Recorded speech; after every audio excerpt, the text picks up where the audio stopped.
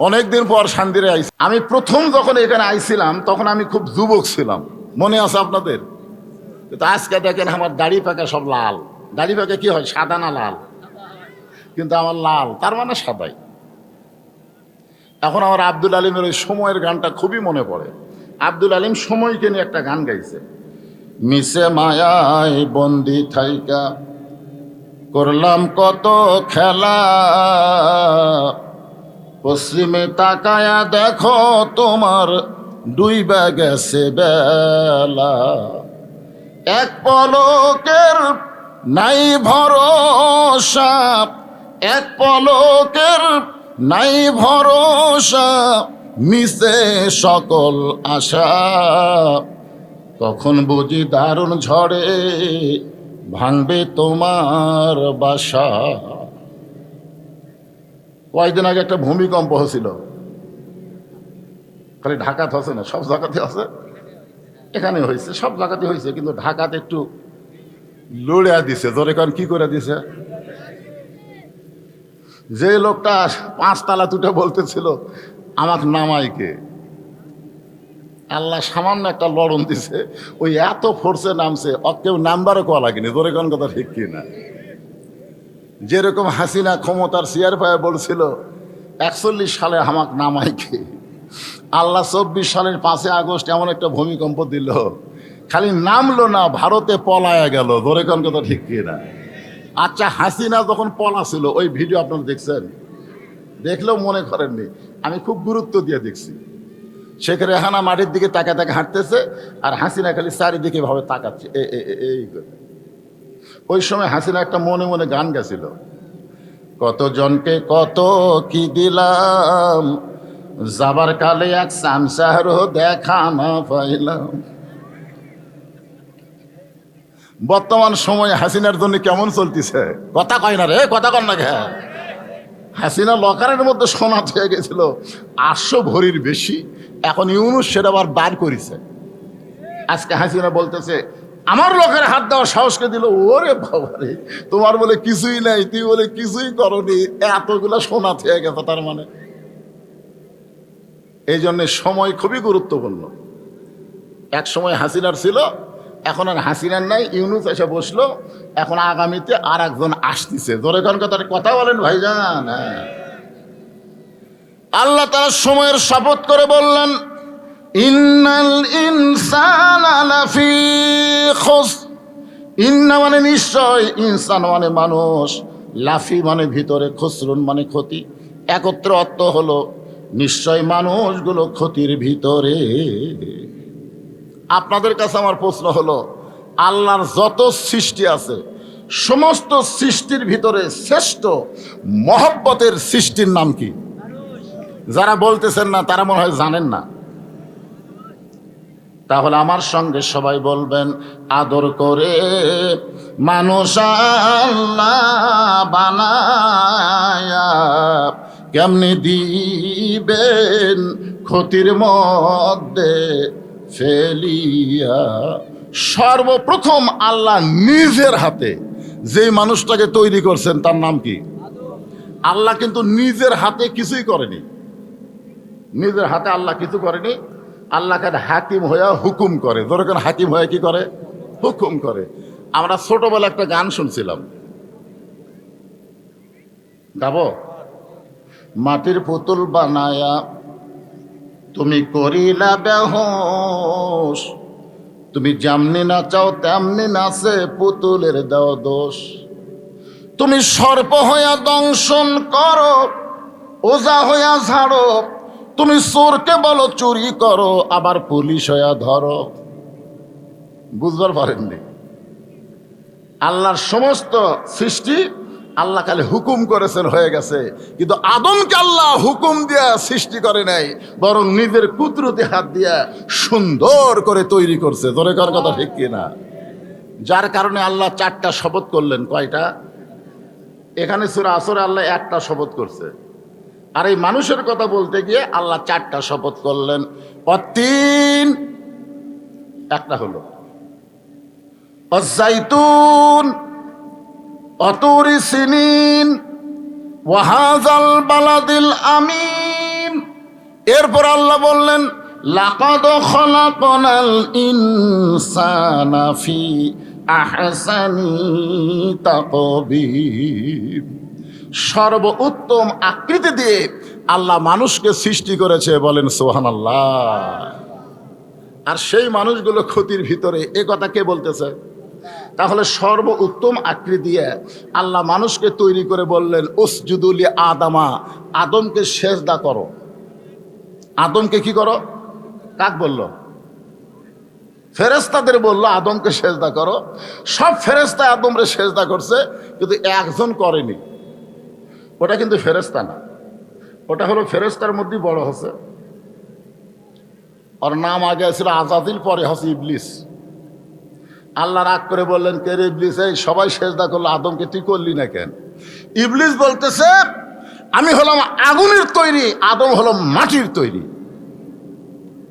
মানে একটু অহংকার করেছে। ইল্লা ইবলিসা আবা ওয়াস্তাকবার। আপনারা বলেন তো, ইবলিসের এই অহংকার আল্লাহর পছন্দ হলো? আল্লাহ কি বলল? বের হয়ে যা, আমার রহমতের মধ্যে, হেদায়েতের মধ্যে তোর আর কোনো জায়গা নাই, বের হয়ে যা। তো ইবলিস শয়তান বের হয়ে যাওয়ার সময় বলল আল্লাহ, আমাকে যখন আপনি যাবার কইছেন যাওয়াই লাগবে, কিন্তু যাওয়ার আগে আপনার কাছে আমার একটা প্রশ্ন আছে। আল্লাহ বলে কি প্রশ্ন? ইবলিস বলতেছে আমার প্রশ্ন হলো আল্লাহ বড় না আদম বড়? আপনার বলেন তো, ইবলিস যে প্রশ্ন করলো এটা কি ঠিক করছে? এটা একটা সাইজ হলো।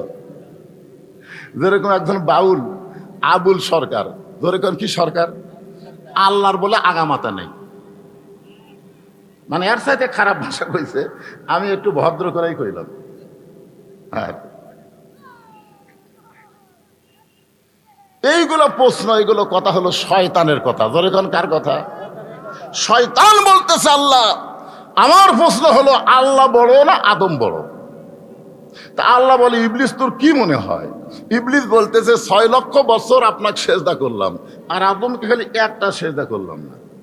তাহলে একটা সেজদা না করার কারণে যদি আমি শয়তান হই, তাহলে 6 লক্ষ বছরের সেজদার খবর কি? 6 লক্ষ বছর সেজদা করছে কাকে? আরো জোরে কর না কেন, কাকে? আর একটা সেজদা করেনি কাকে? আদমকে। তো রাগ হবে না যে আপনার সৃষ্টি আদমকে আমি একটা সেজদা করিনি, আর 6 লক্ষ বছর স্রষ্টাকে সেজদা করলাম, তাহলে 6 লক্ষ বছরের সেজদার খবর কি?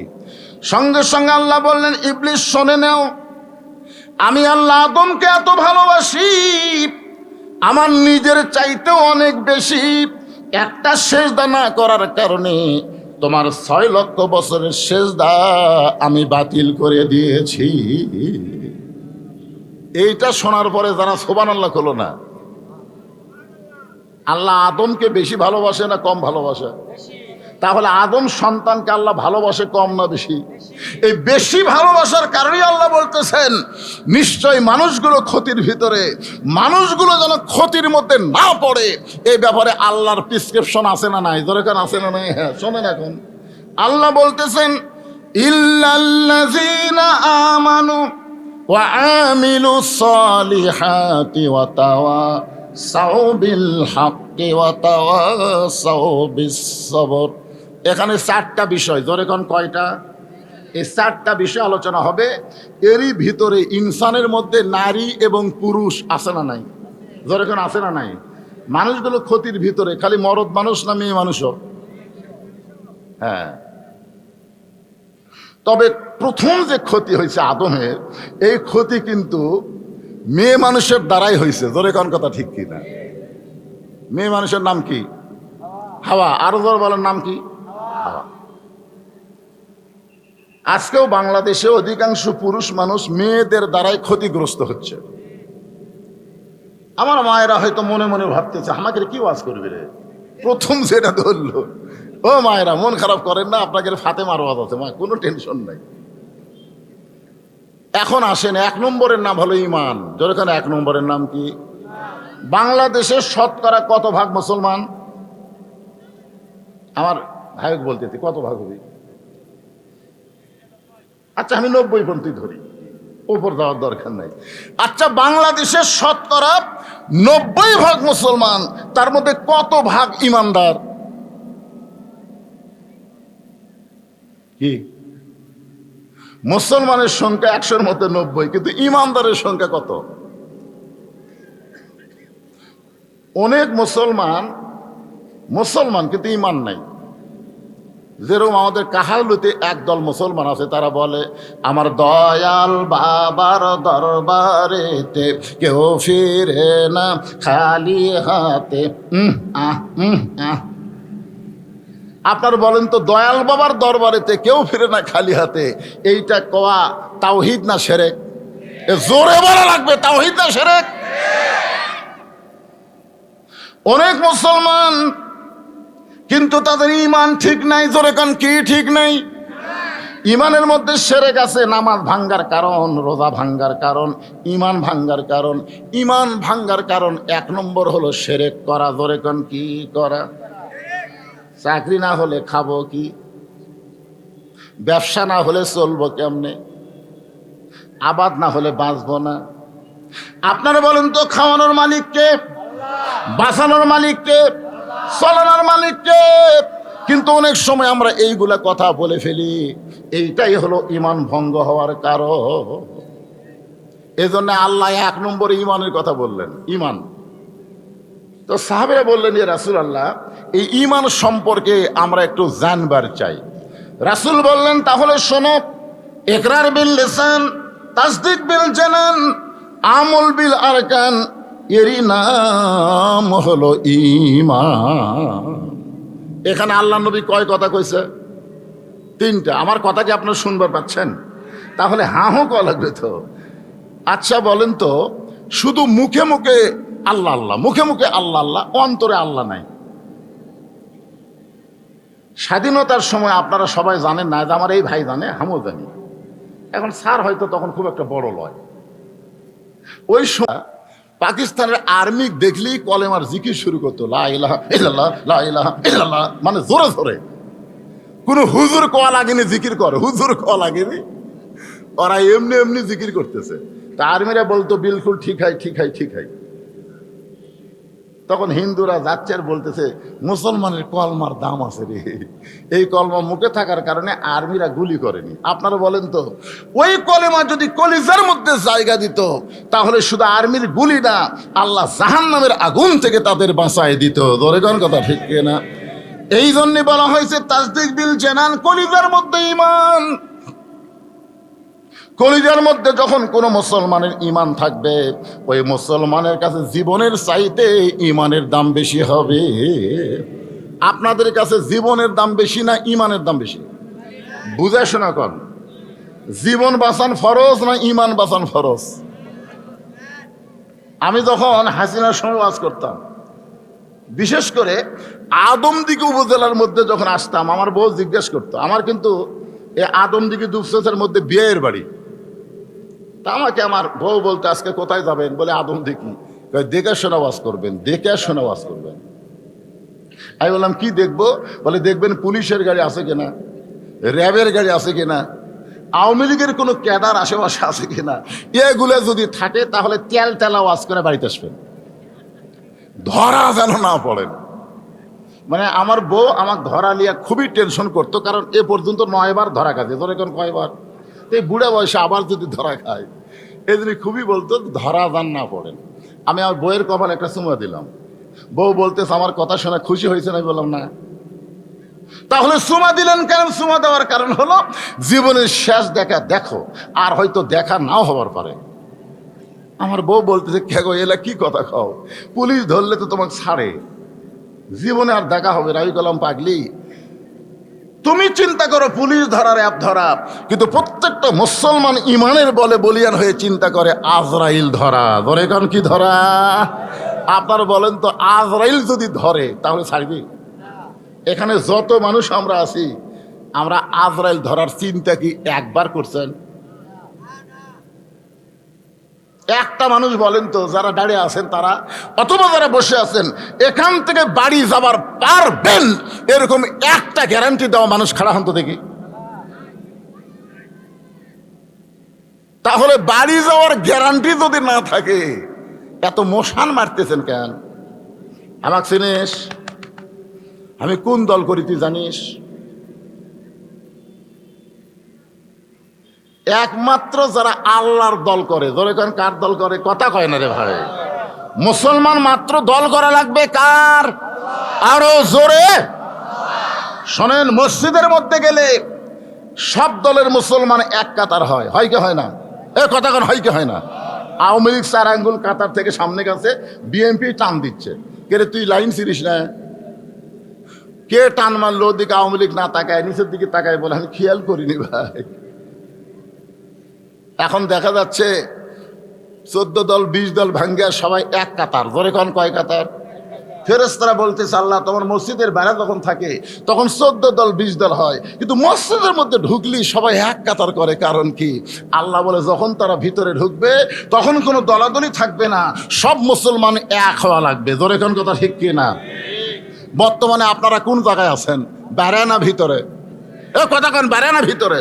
যতক্ষণ আপনারা কোরআনের মাহফিলে আছেন ততদিন আমাদের ততক্ষণ আমাদেরকে কয় দল হওয়া লাগবে? আরো জোরে জোরসে বলুন না, দলাদলি করবেন। আপনি খেয়াল করে দেখেন, আপনার পাশে একজন জামাত বসে আছে, দেখেন দেখেন। আপনি বিএনপি, তার ধারতে একটা জাতীয় পার্টি বসে আছে, কি করবেন? কোনার ঘুতে মারবেন?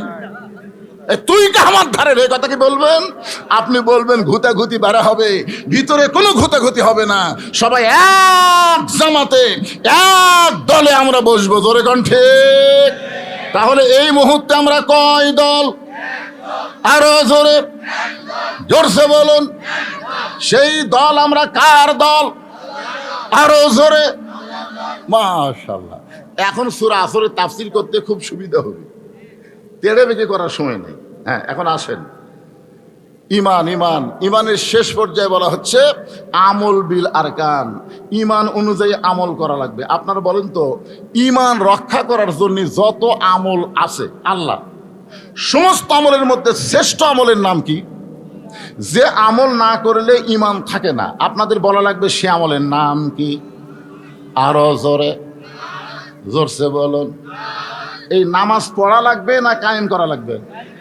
হ্যাঁ, আমাদের বাংলাদেশে প্রত্যেক বক্তা ওয়াজ করে নামাজ পড়ো, অথচ এই কোটা কোরআন শরীফ খুঁজে দেখেন একটা জায়গায়ও নামাজ পড়ার কথা নাই। আচ্ছা, হাদিসের মধ্যেও নাই, কোরআনের মধ্যেও নাই। এক ভণ্ড আমাদের এলাকায় এক মূর্খ নামাজিকে বলছে, এই তুই যতই নামাজ পড় কাম হবি না। তখন বলতেছে কেন হবি না ভাই? ও নামাজ পড়ার কথা কোরআনে হাদিসে কোন জায়গায় নাই। আমার কাছে এসে বলতেছে হুজুর কোরআন হাদিসে নামাজ পড়ার কথা নাই। আমি বললাম নাই। তখন রাগ করে আপনিও যা ভণ্ডও তাই। আমি বললাম পাগল, কোরআনের 82 জায়গায় আল্লাহ বলেছেন আকিমুস সালাত, নামাজ কায়েম করো। নামাজ যদি আপনারা কায়েম করতে চান তাহলে বর্তমান পরিবেশে সম্ভব না, নামাজ কায়েমের একটা পরিবেশ লাগবে। ধরে কোন কথা ঠিক কি না? আপনারা বলেন তো, আল্লাহ নবীর নামাজ কখন পাশে না? মেরাজ কোন কোন কোন কোন সনে হবে সেটাও তো কওয়া লাগবে। নবুয়তের 10ম বৎসরে, নবুয়তের 10ম বৎসরে নবীর মেরাজ হয়েছে। নবী 5 ওয়াক্ত নামাজ নিয়ে দুনিয়াতে আসার 3 বছর মক্কায় ছিলেন। নবী 5 ওয়াক্ত নামাজ পাওয়ার পরে কয় বছর মক্কায় ছিলেন? 3 বছর মক্কায় ছিলেন। প্রত্যেকবারই নবী বলতো আল্লাহ আপনি যত জায়গায় নামাজের কথা বলেন, আকিমুস সালাত নামাজ কায়েমের কথা বলেন, কিন্তু আমি তো নামাজ কায়েম করার কোনো পরিবেশ পাচ্ছি না। কারণ নামাজ কায়েম করতে গেলে মুয়াজ্জিন আযান দেওয়া লাগবে, আবার তারপরে জামাতের সঙ্গে নামাজ পড়া লাগবে, জোরে সরে আকামত দেওয়া লাগবে। এইরকম একটা পরিবেশ তো আমি পাচ্ছি না আল্লাহ, তাহলে নামাজ কায়েম করব কেমনে? তখন আল্লাহ বলেন হাবিব, নামাজ কায়েমের একটা পরিবেশ করতে গেলে আপনি খালি ইমাম হলে চলবে না, আপনাকে নেতাও হওয়া লাগবে। আজকে বাংলাদেশের আলেমগুলো হলো মসজিদের ইমাম, আর সমাজের ইমাম তো আলেমেরা হওয়ার পারতেছে না। ধরে কোন কথা ঠিক কিনা? এই জন্য যতই ওয়াজ করেন, 42 বছর আমার ওয়াজের বয়স হলো 42 বছর। 42 বছর ওয়াজ দিয়া যেই রাত্রে যেখানে ওয়াজ হয় ওই রাত্রে ফজরের মুসল্লি কমা যায়। আমার ওয়াজ শুনবার আইছিল এক মুয়াজ্জিন ওয়াজ শুনে বাড়িতে গেছে, এমন ঘুমাচ্ছে, ওই আর আজানের সঙ্গে চেতন পায়নি। তো যারা ওয়াজ শুনবার যায়নি তারা চেতন পাচ্ছে, কে রে ফজরে আজান। মসজিদে এসে থেকে তালা দেওয়া, মসজিদ কি দেওয়া, মুয়াজ্জিন তালা দিয়ে আছে, বাড়ি ঘুম পাড়তেছে। তখন চারিদিকে আজান হলো, সে আজানে আমরা চেতন পেলাম। আর হামাকের মসজিদ তালা, মুয়াজ্জিন কোথায় রে? ওরা 4-5 জন রাগ করা মুয়াজ্জিনের বাড়িতে ডাকতে, মুয়াজ্জিন সাহেব। মুয়াজ্জিন লাফ দিয়ে উঠছে, কে রে ভাই? আজান। ওয়াজ শুনবার গেছিল ভাই। ওয়াজ শুনবার যা মুয়াজ্জিনই চেতন পাইনি। আমার কথাই বুঝতেছেন? মানে ওয়াজের তাসির হলো মুয়াজ্জিনই চেতন পায় না। তার মানে বোঝা গেল ওয়াজ দিয়ে নামাজ কায়েম হবে না।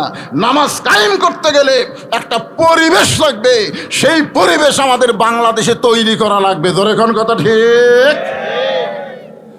এখন নামাজ কায়েমের পরিবেশটা কেমনে হবে একটু মনোযোগ দিয়ে শুনবেন। তা আমল বিল আরকান, ইমান অনুযায়ী আমল করতে গেলে 1 নম্বর লাগবে নামাজ।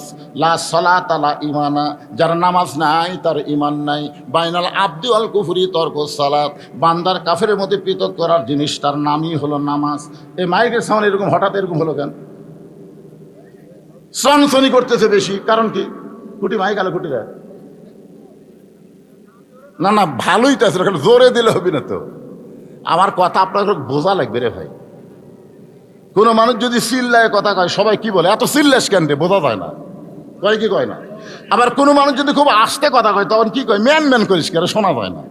তার মানে জোরেও না আস্তেও না, মাঝামাঝি হওয়া লাগবে। জোরে কোন ঠিক? হ্যাঁ, খুবই গুরুত্বপূর্ণ 4টা বিষয়। জোরে বলেন কয়টা? 1 নম্বর হলো ঈমান। সেই ঈমানটা ব্যাখ্যা করতে গিয়ে 3য় পর্যায়ে হলো আমল বিল আরকান, ঈমান অনুযায়ী আমল করা লাগবে। আর সূরা আসরের 2 নম্বর বিষয় হলো আমিলুস সালিহাত, নেক আমল করা লাগবে। নেক আমল ধরে কোন কি আমল? তাহলে বর্তমান যেই পরিবেশ চলতেছে, এই পরিবেশে আমল করা যায়, কিন্তু নেক আমল করা খুব কঠিন। দেখবেন দাদা নামাজ পড়ে, লাতি নামাজ পড়ে না। আপনাদের গ্রামে আছে না নাই? বাপ নামাজ পড়ে, বেটা নামাজ পড়ে না। নেক আমল করবার গেলে 7 বছর থেকে নামাজের তালিম দেওয়া লাগবে, আর 10 বছর থেকে জোর করে নামাজ ধরান লাগবে। শুধু চামড়া ঢিল হলে আল্লাহর সঙ্গে মিল দেওয়া যাবে না, সবসময় আল্লাহর সঙ্গে মিল দিয়ে ইবাদত করা লাগবে। ধরে কোন ঠিক কি না? আজকে আপনারা খেয়াল করে দেখেন তো, সারা জীবন ঘুষের চাকরি করছে, সারা জীবন চাকরি যখন রিটায়ার হচ্ছে, তখন আল্লাহর সাথে মিল দিয়ে কান দিচ্ছে আর বলতেছে, আল্লাহ আমি আর জীবনে ঘুষ খাবো না, আল্লাহ আমি আর জীবনে ঘুষ খাবো না। আর কান্দের ফেরেশতা কয়, আল্লাহ যতদিন ঘুষের চাকরি আছিল ততদিন তো এরকম কান্দেনি, আজকে চাকরি নাই ই আর ঘুষ খাবি না, এই ঘুষ পাবি কোথায়? সারা জীবন নামাজ পড়েনি, বুড়া বয়সে সিয়ার লিয়ে মসজিদে গেছে। এরকম কিছু নতুন নামাজে আছে না নাই? জোরে কোন আছে না নাই? সারা জীবনই নামাজ পড়েনি, বুড়া বয়সে সিয়ার লিয়ে মসজিদে গেছে। এখন আপনারা বলেন তো, বাড়ির নামাজ পড়লে কয় গুণ, আর মসজিদে নামাজ পড়লে কয় গুণ? মসজিদে নামাজ পড়লে না, মসজিদে জামাত করলে। আমরা অনেক সময় ভুল করি, মসজিদে শুধু নামাজ পড়লে 27 গুণ পাবেন না, মসজিদে জামাতের সঙ্গে নামাজ পড়লে 27 গুণ। ধরে কোন কাশের কি সঙ্গে? জামাতের সঙ্গে। এখন আপনারা জামাত করবার গেলে জামাতের 1 নম্বর শর্ত হলো কাতার সোজা করা লাগবে। কাতার কি করা লাগবে? কাতার সোজা করবার গেলে নিয়ম হলো পায়ের গোড়ালির সঙ্গে গোড়ালি মিল করা লাগবে। আপনারা বলেন তো, যেই লোকটা চেয়ারে লিয়া বসে গেছে, আর পায়ের গোড়ালি কোন জায়গা? তাহলে আপনারা যদি 27 গুণ সওয়াব চান, তাহলে ওই চেয়ার পার্টি তো আপনাদের কাতারে রাখা যাবে না, 2 নম্বর কাতারে বাড়ি করে দেওয়া লাগবে। ধরে কোন কথা ঠিক কিনা? এখন 2 নম্বর কাতারওয়ালা বলবে, তোর কারণে আমাকে 27 গুণ হবে না, তুই 3 নম্বরে যা। 3 নম্বর কাতার বলবে, ভাই তোর কারণে আমরা 27 গুণ ছাড়বার পারবো না, তুই 4 নম্বরে যা। ওই যাতে যাতে বারান্দার যাবে, মসজিদের মধ্যে কোনো চেয়ারের জায়গা হবে না। ধরে কোন কথা কন না, 27 গুণের সওয়াবের দরকার আছে না নাই? এই লোকটা যদি যৌবন কাল থেকে নামাজ পড়তো, তাহলে বুড়া বয়সে ওর বল বিয়ারিং কোনোদিন জাম হতো না। যেই মেশিনটা চালায় না, হঠাৎ চালাবার যায়, দেখবেন স্টার্ট নেয় না। কারণ কি? কারণ অনেক দিন হলে তেল মোবিল ঠিক মতো দেয়নি, যার কারণে খালি ঘুরে হচ্ছে কিন্তু স্টার্ট হচ্ছে না। যেই লোকটা যৌবনকালে নামাজ পড়ে নাই, ওই বুড়াকালে নামাজ পড়বার গেলে ঠিক মতো রুকু সেজদা করবার পারবে না। এই জন্য নামাজ হলো সরকারি চাকরির মতন। সরকারি চাকরি করবার গেলে যেরকম একটা বয়সের দরকার হয়, নামাজ আদায় করবার গেলে একটা বয়সের দরকার আছে না? আপনার ছেলে তো 22 বছরের, ভাই নামাজ পড়ে, তো বয়স হয়নি হুজুর, বয়স হয়নি। ছেলের বয়স 22, তারপরের বয়স হয়নি। দেন সাড়ে থন মেলার মধ্যে ঘুরতেছে, রাস্তায় ঘুরতেছে, আপনি বাবা হয়ে নামাজ পড়বেন, আপনার ছেলে নামাজ পড়বে না। আল্লাহ কোরআনে বলেছেন, কু আনফুসাকুম ওয়া আহলিকুম নার, জাহান্নামের আগুন থেকে যদি বাঁচতে চাও তুমি একলা বাঁচলে হবে না, তোমার আহাল পরিবার নিয়ে বাঁচা লাগবে। হুকুম কার? জোরে বলেন। এখন আহাল পরিবার নিয়ে যদি আমরা জাহান্নামের আগুন থেকে বাঁচতে চাই, তাহলে বর্তমান যেই পরিবেশ বাংলাদেশে চলতেছে এই পরিবেশে সম্ভব না। ও আমিলুস সালেহা, আমরা নেক আমল করতে চাই কি চাই না? জোরে কোন কথা বলেন, চাই কি চাই না? কিন্তু নেক আমল করার পরিবেশ নাই। এখন আপনি সামনে কাতারে নামাজ পড়বেন, জোহরের নামাজ সামনে কাতারে আদায় করবেন। আপনি যে নামাজ পড়বেন তার নাম হলো জোহরের নামাজ। কোন কাতারে? বাড়ি থেকে মসজিদ হলে 100 গজ দূরে। আপনি অজু করে মসজিদ দিকে যাচ্ছেন, সুবহানাল্লাহ আলহামদুলিল্লাহ তসবিহ জপতেছেন, কিন্তু হঠাৎ রাস্তার মধ্যে 100 গজের মধ্যে 2টা বেপর্দা নারী আপনার 2 চোখত পড়ে গেল। আপনি ফালাবার চাননি, পড়ে গেছে। মোটর সাইকেল চালাইতে চালাইতে কেউ কি চোখের মধ্যে পোকা ফালাবার চায়? কিন্তু হঠাৎ পড়ে যায় না, তো পোকা পড়ছে, ভাই তুলে দে তোরা। তখন একজন কাপড় দিয়ে আপনার পোকা তুলে দেয়। কিন্তু 2টা বেপর্দা নারী যদি আপনার 2 চোখত পড়ে, আপনি যদি কাউকে বলেন, ভাই রে অমুকের বউ আমার চোখত পড়ছে রে, তুলে দে তোরা, পারবি? ওই চোখ খুঁজে দেখবি কি রে, আমি তো দেখে পাই না কোন জায়গা, আমি তো দেখতেছি রে। তার মানে এটি পড়াও সারা, এটি আবার লোড হওয়াও সারা। এখন আপনি সামনে কাতারে গিয়ে নিয়ত করছেন, ইলা জিহাতিল কাবাতি শরীফাত, আল্লাহু আকবার। মুখ আছে কাবার দিকে, চোখ আছে সেজদার দিকে, আর মন খালি বলতেছে রাস্তাত কি দেখলাম রে। আপনার কোন তো নামাজ হবে? তাহলে সুন্দরভাবে নামাজ পড়তে গেলে শুধু পিচ ঢালা রাস্তা হলে হবে না, ওই রাস্তা বেপর্দা নারী মুক্ত হওয়া লাগবে। জোরে কোন কথা ঠিক কিনা? এখন বেপর্দা নারী মুক্ত রাস্তা যদি আমরা পাবার চাই, তাহলে বক্তার ওয়াজ দেওয়া হবে না, আল্লাহর কোরআনের সমাজ লাগবে। জোরে কোন ঠিক কিনা? এ কারণে আল্লাহ বললেন, অকরনা ফি বুয়ুতিকুন্না ওয়ালা তাবাররাজনা তাবাররুজাল জাহিলিয়াতিল উলা। আল্লাহু আকবার। এখন কি করবেন ভাইজান? এখন কি করবেন? কোরআনের খালি ওয়াজ শুনবেন? খালি শুনলে হবে? তাহলে কোরআনকে আমাদের বাংলাদেশে চালু করার জন্যে আমাদেরও একটা কাজ করার দরকার আছে না নাই? হ্যাঁ, আমি বলতেছি খুব সহজ কাজ। আমরা যারা এখানে বসে আছি, আপনারা যারা আমার সামনে বসে আছেন, কাজটা খুব কঠিন না, খুব কঠিন কিন্তু না। এই কোরআনের প্রথম থেকে আপনি নিয়ত সহি করে কোরআন তেলাওয়াত শুরু করবেন। আল্লাহ বললেন, জালিকাল কিতাবু লা রাইবা ফি হুদাল লিল মুত্তাকিন। এইটুকু শুধু আপনাদের সামনে আলোচনা হবে। আর আলোচনা হবে সূরা আসর। সূরা আসরের 2 নম্বর বিষয় চলতেছে। পুরুষের জন্য 1 নম্বর নেক আমলের নাম হলো নামাজ।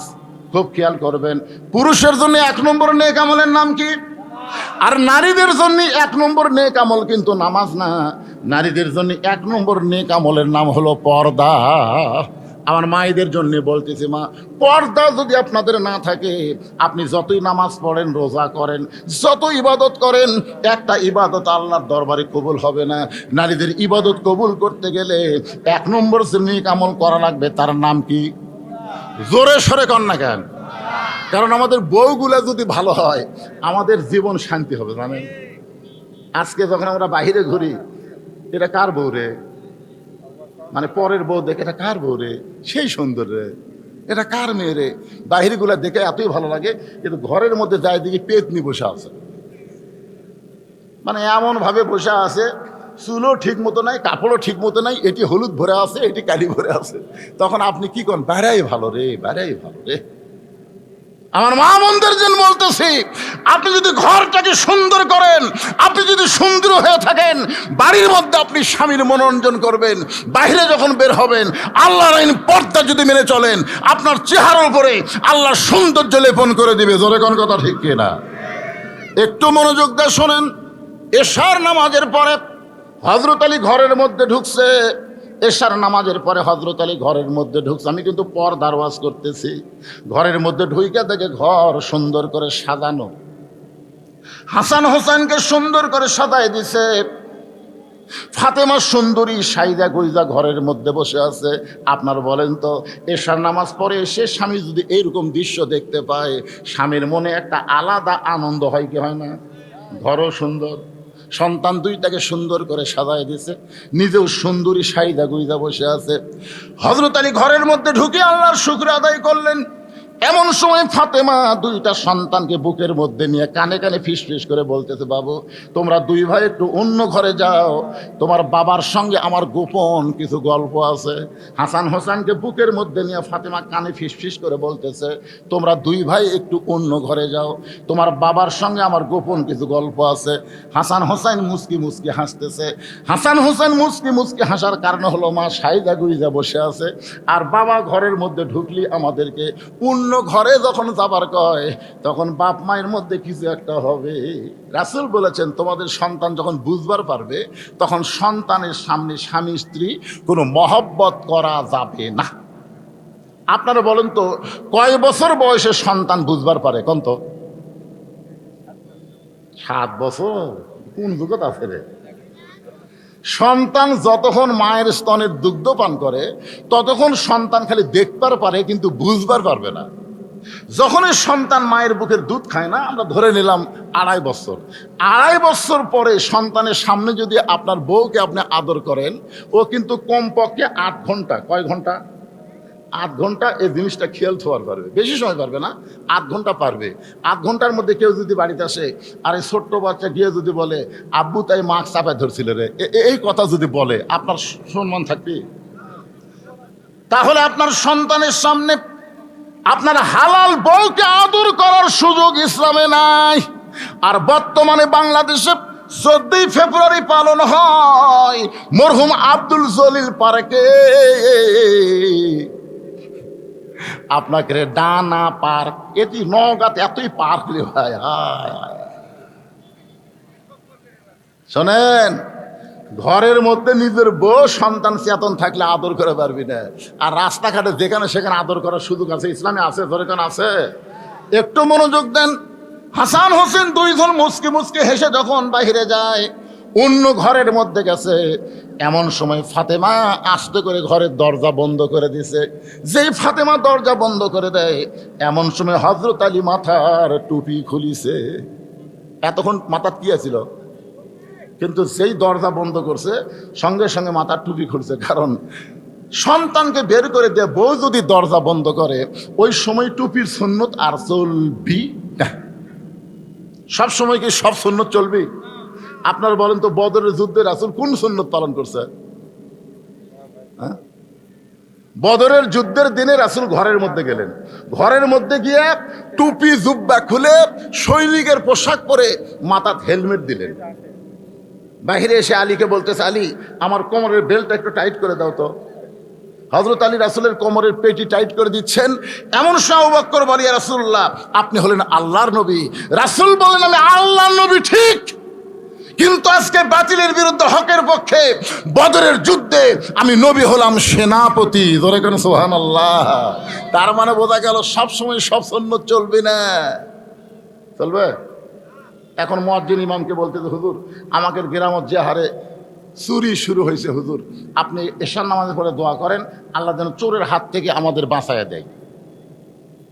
এশার নামাজ হয়ে গেছে, এখন ইমাম সাহেব বলতেছে, ভাই আজকে একটা দোয়া হবে, এশার নামাজের পরে আপনারা সবাই মসজিদে থাকবেন। সবাই আছে। নামাজের পরে ইমাম সাহেব বলতেছে, 3 বার সূরা ইখলাস পড়েন, 11 বার দরুদ শরীফ পড়েন, 7 বার আস্তাগফিরুল্লাহ পড়েন।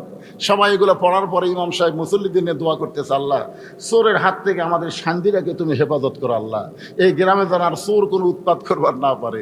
চোর জানলার উপর থেকে বলতেছে আমিন, চোর বলতেছে আমিন। আপনারা বলেন তো, চোর আমিন বলার কারণ কি? এই সময় আর এই ফাতিহা শরীফের সুন্নত চলবি না ভাই। এই সময় দোয়া করবেন, চোর মনে মনে খুশি হয়ে বলবে তোরা দোয়া করে ঘুমা যায়, আর আমি ইচ্ছা মতো করি। কিন্তু এই সময় সুন্নত হলে ইমাম বলতে হবে, মুসল্লি তোমরা সবাই আড়া হাত একটা করে লাঠি বানাও, যে রাস্তা দিয়ে চোর আসবে ওই রাস্তায় তোমরা গোপনে গোপনে থাকবে, তোরা আসার পরে গিরে গিরে সাইজ করবে। এই কথা যদি ইমাম মুসল্লিদের বলে, আপনারা বলেন তো চোর কি আমিন কবে? আমি গাড়ির থেকে কেবলই নামছি আমার গেটে, রাত 2:30 দিকে। ড্রাইভার গ্যারেজে নিয়ে গেছে আমার গাড়ি। আমি এখন গেটের দিকে হাঁটতেছি, দিকে 4টা কুত্তে আমার গেটের কাছে আমের গাছ আছে, ওর তলে ঘুম পাড়তেছে। কিন্তু আমার এই কালো কাপড় দেখে এর কাছে কি বিগার উঠলো বুঝলেন? ওরা খাও খাও করে আমাকে ধরলো। আমি আয়াতুল কুরসি পড়ি কিন্তু কুত্তা সরে না, আমি দোয়া ইউনুস পড়ি কিন্তু কুত্তা লড়ে না। মনে হয় আমার জুব্বা এখন কামড়ে ধরবি। আমি তখন কোরআনের কুত্তা খেদানোর একটা আয়াত আছে, ইন্নাহুম ইয়াকিদুনা কাইদা ওয়া আকিদু কাইদা, এই আয়াত যখন তেলাওয়াত করি এক কুত্তা আমার জুব্বা কামড়ি মারলো। আমি কইলাম কেরি, বর্তমান সময়ে এই দোয়া দরুদে কুত্তা লড়তেছে না, এমন সময় আমার ইমান বলতে, হুজুর আপনার কাছে লাঠি আছে? লাঠি যদি থাকতো একটা দোয়াও লাগতো না, এক কুত্তা বাড়ি মারলে বাকি তিনটা এমনি দৌড় মারতে। তোর এখন কথা ঠিক কিনা? বর্তমান সময়ে খালি দোয়া দরুদ দিয়ে হবে না, নবীর সুন্নত লাঠি রাখা লাগবে। তোর এখন কথা কথা কেন ভাই রে? সব সময় সব সুন্নত আমল করা যাবে না। এখন যেই মাত্র হাসান হোসেন ঘরের বাইরে গেছে, এমন সময় ফাতেমা ঘরের দরজা বন্ধ করেছে, সঙ্গে সঙ্গে হযরত আলী মাথার টুপি খুলছে। মাথার টুপি কি করছে? আমি যত বড়ই হুজুর হই, এখান থেকে ওয়াজ করে বাড়িতে গেলে আমি বইয়ের কাছে টুপিলে ঘুমাই, যদি ভুল করে টুপিলে শুতি, বউ খুলে তুবি। আবার কি হুজুরগিরি করবেন নাকি? যা করছেন করছেন। হযরত আলী যেই মাত্র মাথার টুপি খুলছে, এমন সময় ফাতেমা দৌড়ে এসে স্বামীর বুকে মাথা রেখে ছোট বাচ্চার মতন ফোঁপায় ফোঁপায় কাঁদতেছে। আলী বলে, ফাতেমা, হাসান হোসেনকে ঘরের মধ্যে থেকে বের করে দিয়া তুমি এমন করে আমার বুকে মাথা রেখে কেন কাঁদতেছ? ফাতেমা বলতে, স্বামী গো, আর কোনোদিন ঘর সুন্দর করে সাজাবার পারবো না, আর কোনোদিন হাসান হোসেনকে সুন্দর করে সাজা দিবার পারবো না, আর কোনোদিন সাইজা গুইজা আপনার সামনে নাবার পারবো না, কারণ আজকে গভীর রাত্রে ফাতেমার মৃত্যু হবে।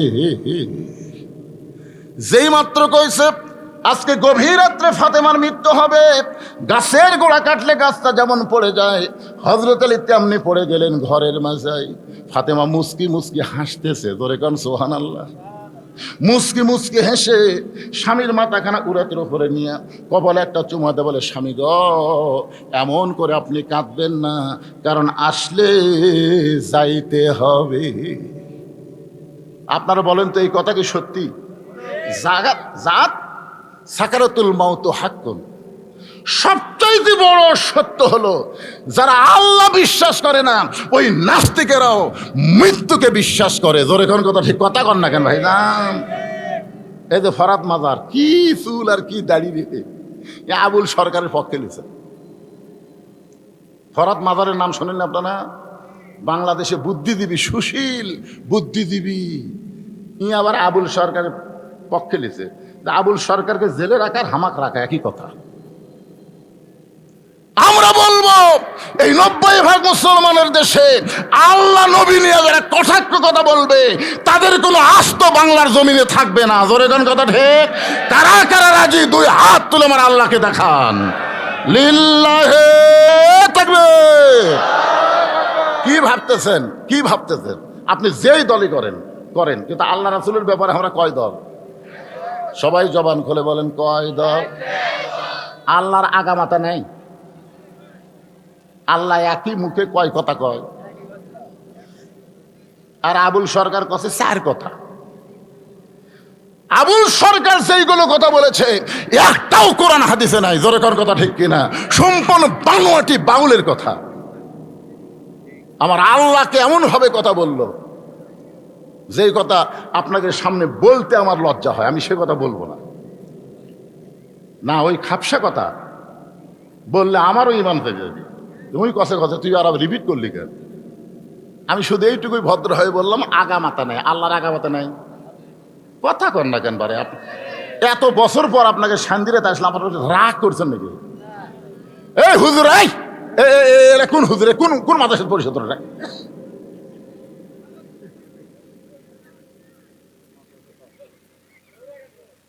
কে ডরাবি? ওরা ডরাবি?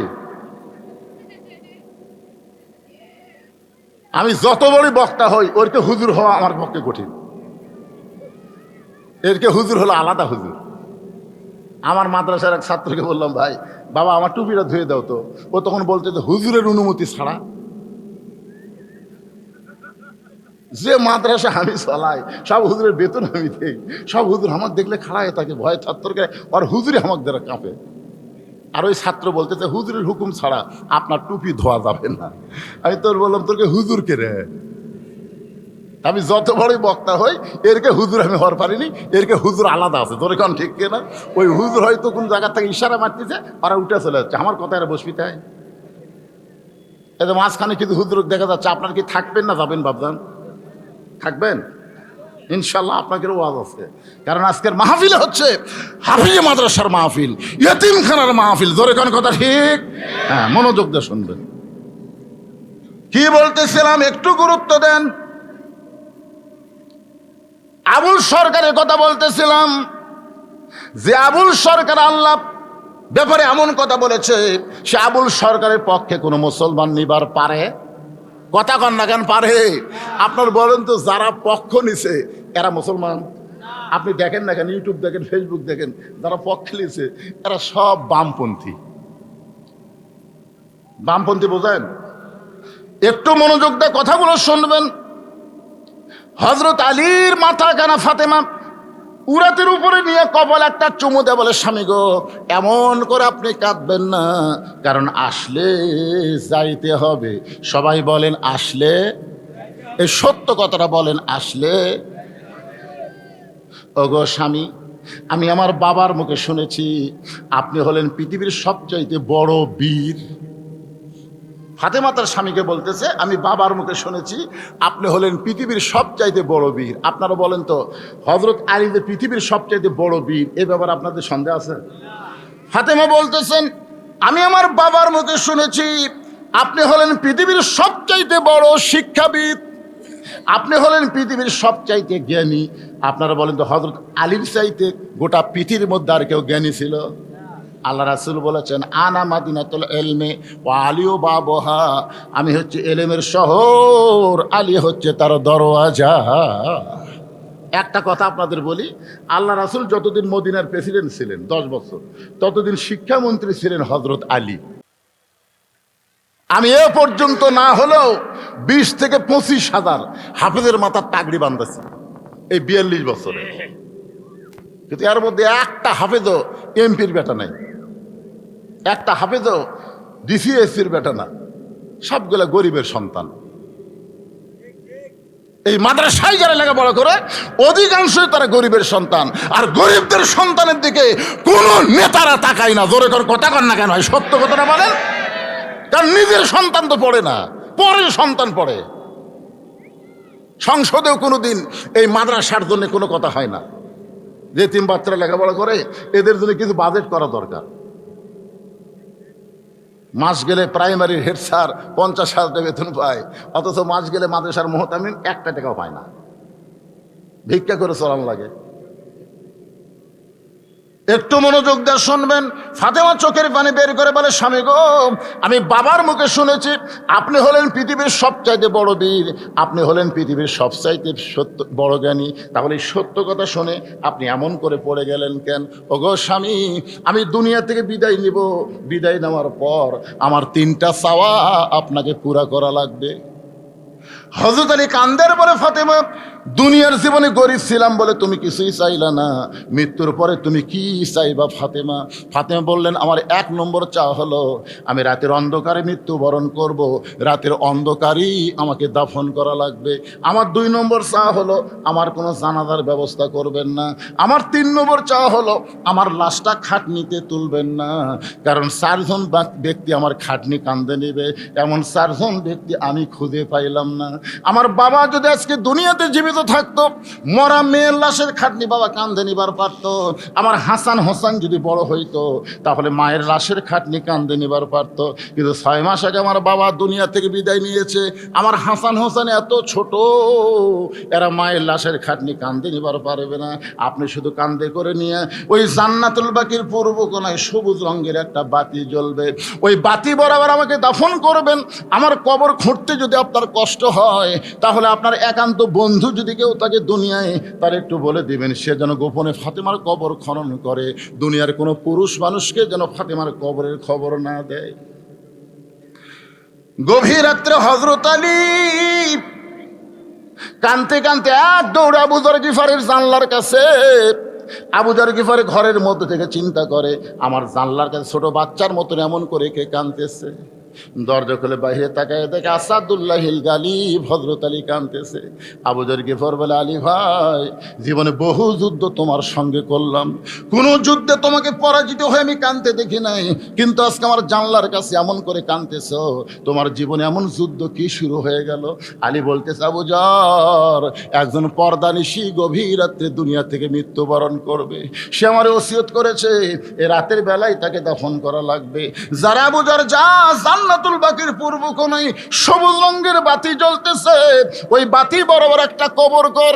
আবু যারকে ভরে বলে, আলী ভাই, সেই পদ্মানিশী কে গো? তার নাম কি আপনার মুখস্থ নাই?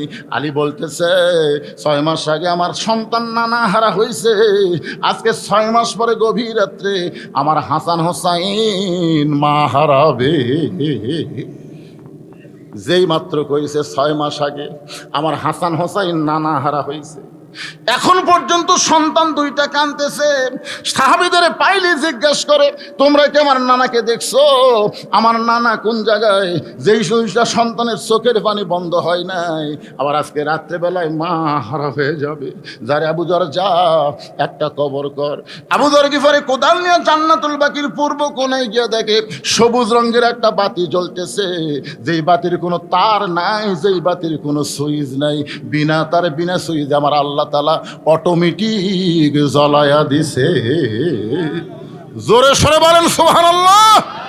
আপনি কি মনে করতেছেন কারেন্ট গেলে? আপনি বলেন কারেন্ট গেল কেন? অন্ধকারে কেমনে থাকবো? এখনই যদি মাহফিলের বাতি চলে যায় সবাই হো করে উঠবেন, তাহলে 50,000 বছর অন্ধকার কবরে থাকা লাগবে, যেই কবরে কোনো বাতি নাই, যেই কবরে কোনো দরজা নাই, জানলা নাই। যারা ঈমান আমলের নূর নিয়ে কবরের মধ্যে যাবেন, তাদের কবর আল্লাহ অন্ধকার করে দিবে না, তাদের কবরকে আল্লাহ জান্নাতের বাগান বানায় দিবে। জোরে কোন কথা ঠিক কিনা? আপনারা বলেন তো, জান্নাতের বাগান বানাইলে ওখানে সুইচ কোথায়? আবু যার গিফারি লক্ষ্য করে দেখে, যেই তারের মধ্যে যেই বাতির কোনো তার নাই, যেই বাতির কোনো সুইচ নাই, বিনা তারে বিনা সুইচ আমার আল্লাহ তাআলা অটোমেটিক জ্বলায় দিছে। আবু যার গিফারি লক্ষ্য করে দেখে, ওই বাতির আলোটা গোলাকার হয়ে পড়ে নাই, 4 কোণা হয়ে পড়েছে। ওই 4 কোণার ভিতরে কোদাল দিয়ে কবর খনন শুরু করে দিল। এক সময় আবু যার আবেগে, অনেক সময় মানুষের বিবেক থাকে না, আবেগে বলতেছে, কবর, তুই কি বলতে পারিস এই গভীর রাত্রে কেন কবর খুঁড়তেছি? তোর মধ্যে এমন একজন মহিয়সী নারীকে দাফন করা হবে, আল্লাহর নবীর মেয়ে হওয়ার পরেও নবী তাকে মায়ের মতন সম্মান করেছে। আপনারা বলেন তো, ফাতেমা নবীর কে হয়? হাদিস শরীফ আছে, একদিন আল্লাহ রাসূল সাহাবীদের সামনে বললেন, রে সাহাবীরা, তোমরা জানো জয়নাব আমার মেয়ে, কুলসুম আমার মেয়ে, রোকেয়া আমার মেয়ে। এই কথা বলি নবী চুপ হয়ে যায়। আবার রাসূল বললেন, সাহাবীরা, তোমরা কি জানো জয়নাব আমার মেয়ে, রোকেয়া আমার মেয়ে, কুলসুম আমার মেয়ে? 3 বারে রাসূল বলতেছে, তোমরা কি জানো জয়নাব আমার মেয়ে, রোকেয়া আমার মেয়ে, কুলসুম আমার মেয়ে। তখন হাসান হোসাইন নবীর কাছে বসে আছিল। এরা 2 ভাই বলতেছে, এই 3 বার নবী মেয়ের কথা বললো, কিন্তু হামাকের মাও গরিব বলে নবী হামাকের মায়ের কথা কয় না, আমরা থাকবো না। এই কথা বলে হাসান হোসেন যখন যাবার চাই, নবী 2 জনকে এক টানে বুকের মধ্যে নিয়ে বলে, ভাইজান, তোদের মা ফাতেমা আমার মেয়ে না রে, তোদের মা ফাতেমা হলো আমারও মা। সুবহানাল্লাহ। সঙ্গে সঙ্গে সাহাবীরা বলতেছে, ইয়া রাসূলুল্লাহ, আমরা সবাই জানি ফাতেমাও আপনার মেয়ে, কিন্তু আপনি নিজে কেন মা বলতে পারেন?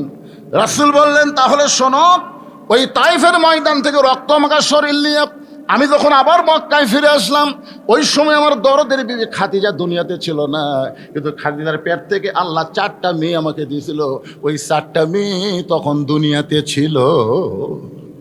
কয় মেয়ে? নবী বলতেছে, আমি যখন ঘরের মধ্যে ঢুকলাম, একসঙ্গে 3 মেয়ে ঘরের মধ্যে আসলো, রোকেয়া, কুলসুম আর জয়নাব। বলতেছে, বাবা, আপনি তাইফে কেন? এখন এই ফাতেমার কবর দিলাম, সেই কবর গেল কোন জায়গায়? কে যেন গায়েব থেকে আওয়াজ দেয়, আলী, ফাতেমা পর্দানিশী। আমি আল্লাহ জহুরা ডিগ্রি দিয়া, জোরে বলেন কি ডিগ্রি? আরো জোরে বলেন কি ডিগ্রি? আমার মায়েদের জন্য অত্যন্ত গুরুত্বপূর্ণ কথা। আল্লাহর পক্ষ থেকে বলা হচ্ছে, আলী রে, আমি আমার ফাতেমাকে জহুরা ডিগ্রি দিয়ে তার কবরটাকে কিয়ামত পর্যন্ত আমি পর্দা করেছি। হযরত আলী ফজরের নামাজ পড়তে গেলেন, রাত্রে বিবিকে দাফন করে ফজরের নামাজ পড়তে গেলেন, মসজিদের মধ্যে যা দেখে আবু যর নাই। আলীর মনের মধ্যে একটু রাগও হচ্ছে, কিন্তু তো কবর খুঁড়বার দিছি, আর তুই কবর খোঁড়া বাদ দিয়ে কোথায় গেছিস? ফজরের সময় আবু যর নাই, জোহরের সময় নাই, আসরের সময় নাই, একদিন নাই, 2 দিন নাই, 1 সপ্তাহ নাই, 1 মাস নাই। সমস্ত সাহাবেরা বলা বলি করলো, নবীর জলিল কদর সাহাবী আবু যর গেল কোথায়? আলী কিন্তু জানে, কিন্তু কাউকে বলতেছে যে আমার বইয়ের কবর খুঁড়বার দিয়ে হেরে গেছে। 1 বছর যায়, 2 বছর যায়, সবাই চিন্তা করে আবু যর গিফারি গেল কোথায়? কয়েক বছর পরে মদিনায় আবু যর গিফারি, কয়েক বছর পর মদিনার বাচ্চারা পাগলের মতন দেখে, কেউ ঢাল মারে, কেউ তিরস্কার করে, পাগল পাগল। সবাই যখন পাগল পাগল বলে আবু যর গিফারিকে তিরস্কার করে, ঢাল মারে, এমন সময় হযরত আলী চিন্তা করে এই পাগল কে রে? এক দৌড়ে সামনে গিয়ে তাকায় দেখে ইয়ানজুরু বিনুরিল্লাহ, এই পাগল কেউ না, এই পাগল হলো আবু যর গিফারি। হযরত আবু যর গিফারির হাতটা ধরে বলে, ভাইজান, আমার ফাতেমার কবর খুঁড়তে গিয়ে কোথায় হারায় গেলি? আজ কত বছর পরে তোকে মদিনায় পাইলাম, তুই পাগল বেশে ঘুরতেছিস, বল রে বল। আবু যর, আমার ফাতেমার কবর খুঁড়তে খুঁড়তে তোর কি হলো? আবু যর গিফারি খালি কান্দে আর কান্দে। আবু যর গিফারিকে হযরত আলী বুকের মধ্যে চাইপা ধরে বলে, না বললে তোকে ছাড়বো না। একসময় আবু যর গিফারি কাঁদতে কাঁদতে কাঁদতে কাঁদতে যখন পড়ে যায়, হযরত আলী উড়াট্টা বালিশ বানায় দিয়ে কপালে চুমো দিয়ে বলে, আবু যর, বল ভাই বল, তুই কি জন্য পাগল হয়ে গেলি, সংসার ত্যাগ করলে বল। আবু যর গিফারি শুধু 3 বার একটা শব্দ উল্লেখ করেছে, কবর কবর কবর। 3 বার উল্লেখ করে হযরত আলী তাকায় দেখে আবু যর গিফার আর নাই, এই দুনিয়া থেকে চিরদিনের মতো বিদায় নিয়েছে। চারিদিকে সাহাবারা এসে আলীকে বলতে, আলী ভাই, কোন পাগলকে উড়াতে নিয়ে ঘুম পাড়াইতেছ? আলী বলতে, সাহাবীরা রে, কয়েক বছর থেকে যেই আবু যরকে আমরা খুঁজতেছি, আজকে সে আবু যর আমার উড়াতে মাথা দিয়ে 3 বার শুধু কবর কবর কবর বলে দুনিয়া থেকে বিদায় নিয়ে চলে গেল।